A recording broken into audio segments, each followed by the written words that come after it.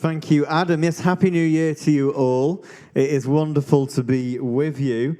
The lectionary reading today is Matthew 24, verses 36 to 44. So if you want to open a Bible, please do follow along with me as we go through these words together. And Adam has asked me to speak on, it's beginning to look a lot like Christmas. Are you ready? So that's what we'll be thinking about this morning. So Matthew 24, 36 to 44. But about that day or hour, no one knows, not even the angels in heaven, nor the Son, but only the Father. This is Jesus talking about his return.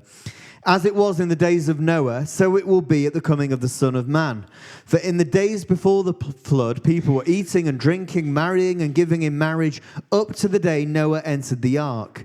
And they knew nothing about what would happen until the flood came and took them all away. That is how it will be at the coming of the Son of Man. 2 men will be in the field, one will be taken and the other left. 2 women will be grinding with a handmill, one will be taken and the other left. Therefore keep watch, because you do not know on what day your Lord will come. But understand this, if the owner of the house had known at what time of night the thief was coming, he would have kept watch and would have not let his house be broken into. So you also must be ready, because the Son of Man will come at an hour when you do not expect him. This is the word of the Lord. So it is beginning to look a lot like Christmas. Christmas is coming. The lights are going up. Ellie and I decorated the vicarage just 2 days ago.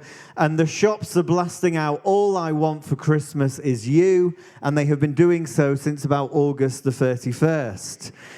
In September, the Christmas aisles in the supermarkets began to go up. Advent calendars, I saw my first Advent calendar, I think, in August. And Christmas seems to get, in the shops at least, earlier and earlier every year. Every year we start the planning process. We begin to plan our parties, our work dues, our Christmas shopping, our wrapping, our Christmas baking. And if we're honest, it can be absolutely exhausting. Most of us are terrible at waiting. We check the Advent calendar every day. Well, actually more than every day if you're a child. My godchildren are checking it twice a day. How many sleeps is it till Christmas? Can we go and walk past Eldon Square so we can see that clock and see when Santa is coming? And the rest of us think, well, if I can just do a little bit more, if I can plan a little bit harder, if I can be a little bit more Christmassy, then I'll be ready. And that is how the world waits, frantically, anxiously, and it makes us exhausted. Advent actually calls us to something different. God invites us in this season to wait with purpose, hope, and joy. And unlike the way the rest of the nation counts down till Christmas, waiting on Jesus is not a frantic race. Waiting on Jesus is a posture of the heart. We don't count down the days, we learn to count on him, to count on Jesus and trust that he really is coming back. Advent is all about waiting for Jesus. But waiting is uncomfortable, and we're not used to waiting. If you want to watch a film, when I was a child, you used to have to drive down to, I've forgotten the name of the shop now, but like a HMV store, Blockbuster, that was it. And you had to check whether the DVD that you wanted was in store. If your latest album had come out, you had to walk down to Tony's Records or WH Smith or somewhere and actually buy the CD. Now, everything is instant. You don't have to wait for your favorite film in Blockbuster. It's on Netflix as soon as they decide it's ready for release. You don't have to queue for your latest album. It's on Spotify the minute that it's released. We are not used to waiting at all. Now, waiting challenges our desire for control. All of us, to some extent, want to be in control. And that's why waiting can be so hard.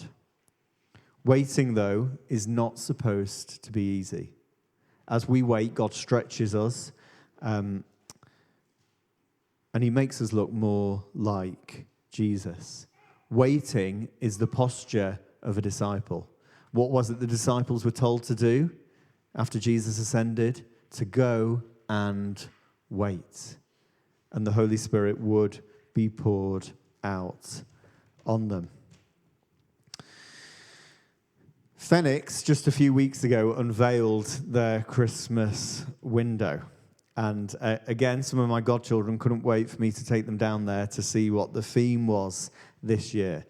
And I walk past Phoenix most days, and so I saw the hoardings go up, and Phoenix cover up that window for weeks as they do whatever it is that they're going to do underneath the hoardings so that when it's revealed, we can see it in all of its glory. And lots of people get very excited about the unveiling of the Phoenix window. Even before it's unveiled, just the sight of the hoardings going up makes people excited. And in a little way, that is what Advent is supposed to be like. We know that something is coming. We know that Jesus really is coming back. And so we watch as people alive in the Spirit and filled with hope. So unlike secular Advent, Christian Advent is not a race to the calendar. It's not a race to open all 25 doors on a box of chocolates. Advent is a posture of the heart. And so the question that we're thinking about this morning is, are we ready? Are we ready for Jesus? Now, let's just set this in the context of Jesus' teaching in Matthew's Gospel. So Matthew 24 is part of a long teaching session, basically, that Jesus is giving the disciples on the Mount of Olives about the future, about the end times. And at this point, he's talking about his second coming. And Jesus is getting his disciples ready, not just for what's about to occur in terms of Jesus dying, rising to new life, ascending to heaven. He's getting them ready for when he will return. What Jesus doesn't give them, though, is a timetable. He doesn't give them, like the Return of Jesus Advent calendar, where they can count down the days and get their favorite chocolate every day while they wait. Jesus is going to teach them that ordinary life is going to continue right up until the moment that he returns. People are going to be eating, drinking, marrying, partying, all of those things. The problem that Jesus is putting his finger on here is that human beings are impatient, we're easily distracted, and we are completely blind to God's timing. Waiting well is not about knowing a date. It's about spirit-filled, attentive readiness. And it's about having a heart that's tuned to the presence of God. True readiness doesn't actually depend on our own effort, but on total surrender to the will of God and to his presence. So as we go through these verses very quickly, we're going to look at three things. Firstly, real readiness begins with humility. Secondly, real readiness begins by being alert. And thirdly, real readiness flows from relationship. So firstly, real readiness begins with humility. We're looking at verses 36 to 39 here. Jesus, I think, in these verses presents to us a challenge. And the challenge is this: that we need to be in control. The human heart desires to have control. We like to believe that we're in charge of our time, of our future, even of our own spiritual preparedness. But Jesus teaches in these verses that real readiness doesn't begin with effort, it doesn't begin with knowledge, it doesn't begin with information, it begins with humility. That we can't actually know, we won't actually know when he's going to return. And that means that we are not in control. Look at verse 36. But about that day or hour, no one knows. Not even the angels in heaven, nor the Son, but only the Father. Jesus is really clear here. We cannot control or predict God's timing. He strips away the illusion that we can schedule our way into readiness. It doesn't begin with knowledge. It doesn't begin with amazing planning. It begins with just depending on what Jesus says is true and depending on God. Our culture tells us that readiness is all about effort. Adam's named this I think A Different Week is a different Christmas song. Is that right? One Christmas song that I was thinking about as I was thinking about this was Santa Claus is Coming to Town. Make your list. Well, he makes his list. He checks it twice. He checks whether we've been naughty or nice. Advent, though, pushes us in the opposite direction, away from frantic self-management and towards humble trust in God's timing. Look at verse 37. As it was in the days of Noah, so it will be at the coming of the Son of Man. Jesus looks back to history to make his point. In Noah's day, everything looked ordinary and predictable until it wasn't. People would have been going about their normal lives right up until the flood started. People didn't recognize that God was doing something because they were so distracted and so focused on themselves, they weren't focused on God. And just as they couldn't prevent the flood, we cannot prevent the return of Jesus. It is going to happen. But our job is to humble ourselves to that reality and trust that that is the case. Verse 38, for in the days before the flood, people were eating and drinking, marrying and given in marriage up until the day Noah entered the ark. Life looked completely normal. People carried on just like we do today, just like it was another day. Now the problem, Jesus isn't saying there's a problem with eating or drinking or getting married or having parties or any of those things. This isn't an attack on ordinary life. What Jesus is saying, though, is that they were distracted. Their hearts were full of routine, but completely empty of God.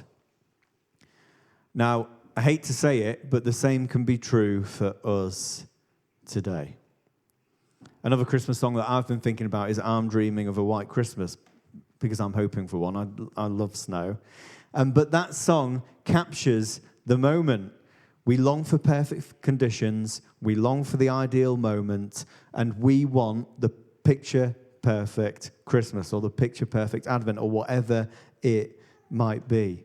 The problem is that God does things on his own terms and in his own time. Verse 39, they knew nothing about what would happen until the flood came and took them all away.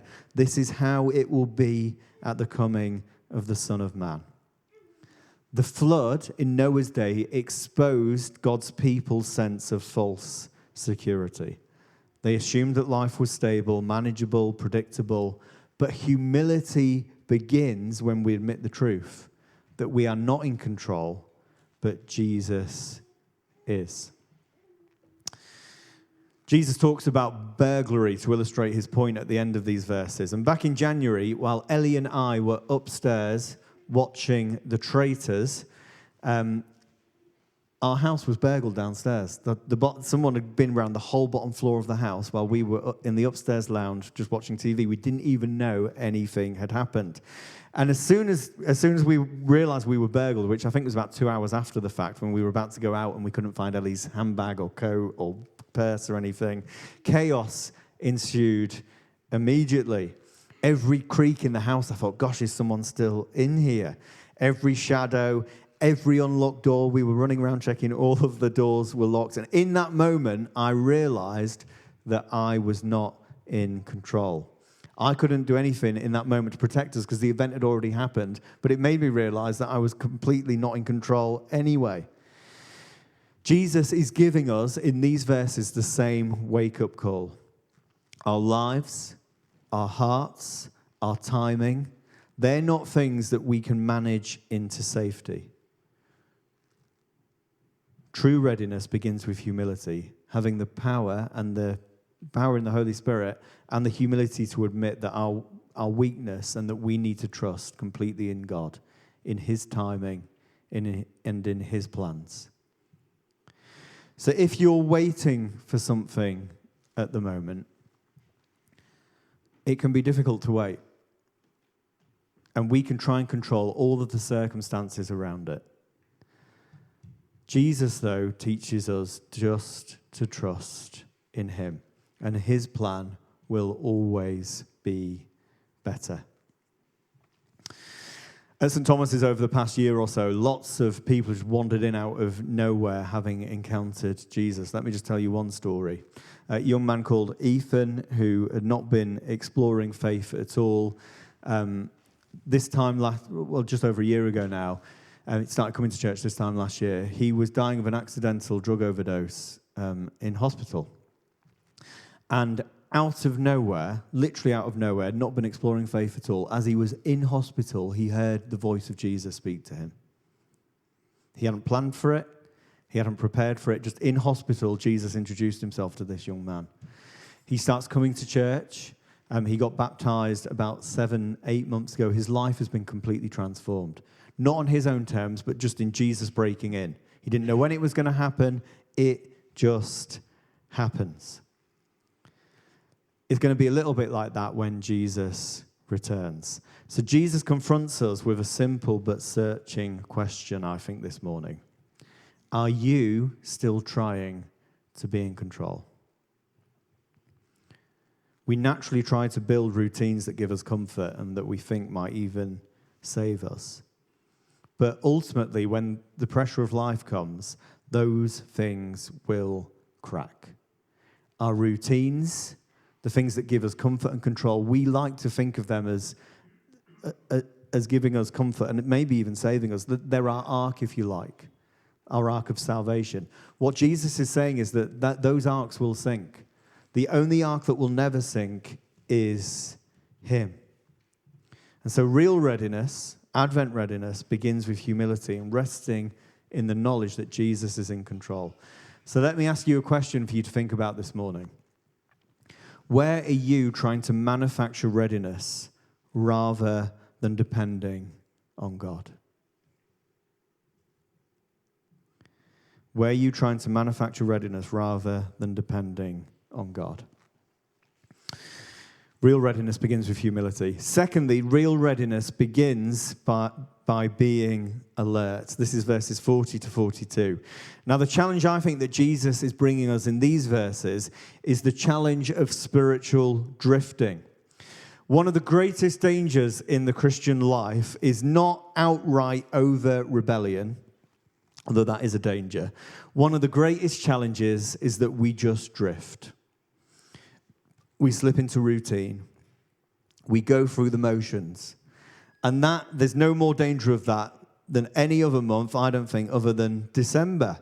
December, we can just slip into all of the routines that we're used to slipping into December. Life gets really busy. We're rushing around schools and watching nativity plays, got into the Christmas shopping, on top of all the other routines that we're already into. And Jesus can suddenly take a back seat. We keep doing all of the tasks of life, but our hearts are no longer alert to him. This is what Jesus is saying in these verses. Look at verse 40. 2 men will be in the field, one will be taken and the other one left. Now, Jesus is just painting an ordinary scene here. 2 people working in a field, going about their ordinary jobs. They're in the same place. They're there at the same time. What makes the difference between one going to be with Jesus and the other not? Well, it's not skill. It's not effort. It's not moral performance. It's just that one would have been alert to the presence of Jesus and one is not. Real readiness means being spiritually awake. Jesus paints the same picture in verse 41. 2 women will be grinding with a hand mill. One will be taken and the other one left. Again, a picture of ordinary routine, everyday life, nothing dramatic. But Jesus is saying that in our mundane, ordinary life, he will meet us. Meeting with Jesus isn't just about the mountaintop experience. It can happen anywhere. The presence of God is filling the whole earth. And so alertness is not about doing more. It's about having our eyes open to the presence of God and having our eyes open to Jesus, which is why he says in verse 42, therefore, keep watch, because you do not know on what day your Lord will come. Keep watch is an active phrase. It's about discipline. It's about being intentional. We don't drift into being alert. We choose it. We choose it by being empowered by the Holy Spirit. Now, for those of you that follow football, Newcastle United have had a very inconsistent season so far this season, unlike Sunderland, who are doing remarkably well, which is very annoying. But think about Newcastle United this season. They've been pretty good in the Champions League, but pretty inconsistent in the Premier League, which makes absolutely no sense because the quality of opposition in the Champions League is allegedly much higher than the Premier League. So what's the difference? Well, I think the difference in Newcastle United's form this season has been that when they're facing tougher opposition, they're more ready, they're more alert, and they're ready to go, which is why they beat Man City 2 weeks ago. It's why they beat Everton away 4-1 when they haven't won away at all this season until yesterday. They're more alert when the opposition is tougher, when they're prepared to be ready. Now, spiritually, we need the same shift. It's very easy just to go through life, go through the motions, and just coast through and not be intentional about the presence of God. What Jesus is drawing us to in these verses is that we're to be alert all of the time.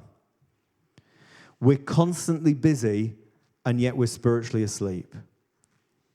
We may be working in the field, grinding at the mill, doing all of the right tasks, but our hearts grow numb and distracted and unfocused.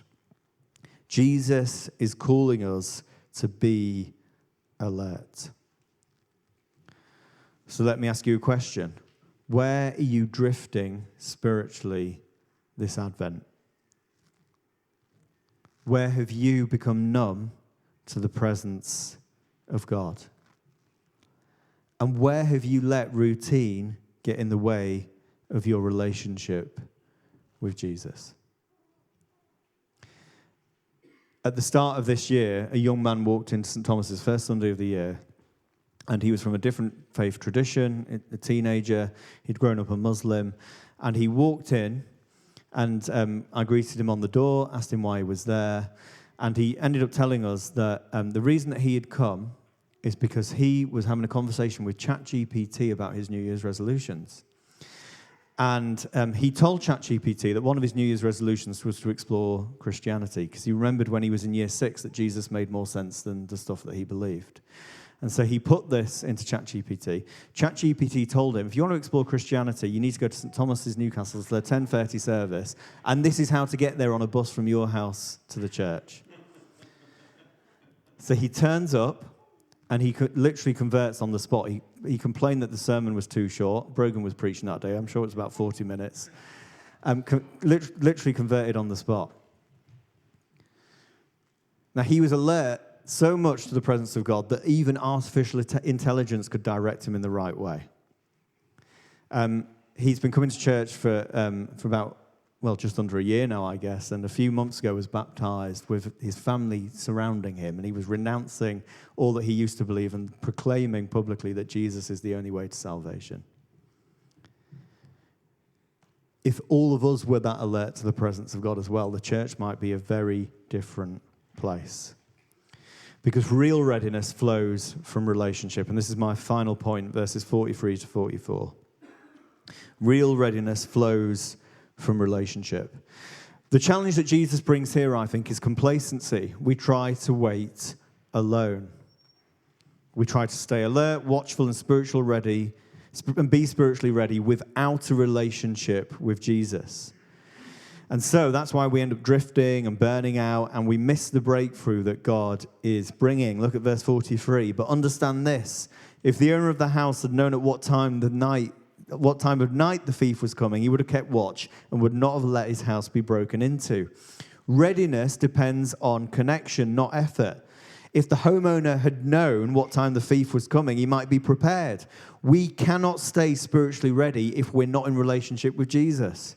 If we know Jesus, we might not know when he's coming back, but we'll be ready for when he comes back because we're in relationship with him. Verse 44, so you must also be ready, because the Son of Man will come at an hour when you do not expect him. True readiness is relational. We can't anticipate his timing, but we can remain connected to him. Now, we all know what it's like, don't we, when we're watching our favorite film or our favorite TV show on Netflix or BBC iPlayer, and that dreaded circle of buffering comes on. If it's on iPlayer, which is where it seems to most frequently happen, that pink circle comes on, and you just wait and wait and wait, and you try and refresh the TV, you try and bang on the screen, you might even shout at the telly. We try and force the process. Spiritually, I think many of us do the same. I'll keep myself ready. I'll try harder. I'll pray more. I'll grit my teeth. I'll make sure this Christmas is going to be the most perfect one ever. We're going to have the picture perfect family photo. But real readiness isn't generated like that. It's not generated primarily by effort. It's generated by relationship with Jesus. It's generated by being plugged in to the source. Just like you won't buffer if your Wi-Fi is connected properly, we won't buffer if we're properly connected to Jesus. Real readiness flows from relationship. Connection to Jesus will produce alertness, and relationship will fuel readiness. So let me ask you a question this morning. Where are you trying to live following Jesus in your own strength? And what discipline could you begin this week to rely on God instead? Let me just give you two that I do. I start my day by reading the Bible every morning. That is one of the things that anchors my relationship with Jesus. Ellie and I were doing marriage prep last night with a number of couples who were getting married at St. Thomas's, and we were talking about connection to each other. One of the things that Ellie and I did when we first got married is that we refused to allow any of these things in the bedroom. And so they stay plugged in the lounge, and it's absolutely fantastic because it means that when we wake up, we can focus on each other and we can focus on the presence of God. They're two very simple things that you can do in order to fuel your relationship with Jesus. What one thing are you going to do differently this Advent so that you can be ready for Jesus' return? Now, St. Luke's, we are called to be a spirit-filled, waiting community. We're not waiting for more resources. We're not waiting for bigger buildings. We're not waiting for easier circumstances. What we're waiting for is Jesus. This church, and every church in the city, this church is no different, has enormous potential. God is already at work here. Look at all that he's done over the past 2 years. And my encouragement to us this morning is that as we wait and watch for the return of Jesus, that we will be humble, that we'd be ready and alert, and that we would prioritize relationship with Jesus. Because it's that's going to get us ready for the move of the Spirit that God is going to do in this place, in this community, and in this city. So 4 things, just as I end, for us to think about. And these are challenges for us here at St. Luke's. On the back of these 3 points, we're called to live in humility, not control. We are not the ones who are in charge. God is. And so we're called to posture ourselves with humility. Secondly, we're to stay spiritually alert even in the ordinary. Following Jesus is not about the mountaintop moment every single day of the year. God moves in the mundane and in the seemingly ordinary, like working in the field or grinding at the mill. Are we ready to see Jesus at work in our everyday, in our commute to work, in our workplaces, in our schools, in the everyday stuff? Are we ready for Jesus to move? Thirdly, I think we need to build relational readiness with him, but also with each other. When the Spirit comes, he's a person. He awakens our hearts to God, but he also awakens our hearts to each other. And so we're to prioritize relationship over programs. Relationship is the most important thing. And then we're to wait with an expectant hope, not with the secular panic of the world. When it looks like nothing is happening, when it looks like your life isn't going anywhere, or you're frustrated with your life group or church or your, whatever it might be, we're to wait in hope, not in panic. Now, the world cannot wait well.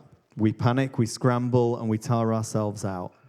But Jesus is the ultimate example of all the things that I've been talking about this morning. He waited in humility, dependent on the Father, and alert to the timing of God. Think about Jesus in the Garden of Gethsemane. He waited for that moment that he had been sent for, so that when he was on the cross, he would bear all of our sin, shame, and brokenness. He was the ultimate example of readiness and faithfulness. And in his resurrection, when he rose in power, he showed us that spirit-filled waiting is not in vain. It may be that you feel you're in Gethsemane at the moment. Spirit-filled waiting is never in vain. And because of what Jesus did on the cross, waiting is no longer a frantic task. Jesus came to meet us. The one who holds all of history in his hands became a baby in a manger in Bethlehem. He walked our streets, touched our pain, and faced death on a cross for us. And that means that Advent waiting is not about anxiety, but hope. Our waiting isn't in vain, and we trust in Jesus, Emmanuel, God with us. And so St. Luke's, this Advent, don't just count down the days to Christmas, but learn to count on him. We prepare our hearts not in panic, but in joy, hope, and anticipation, because Jesus is coming back, and he is coming for us. Amen.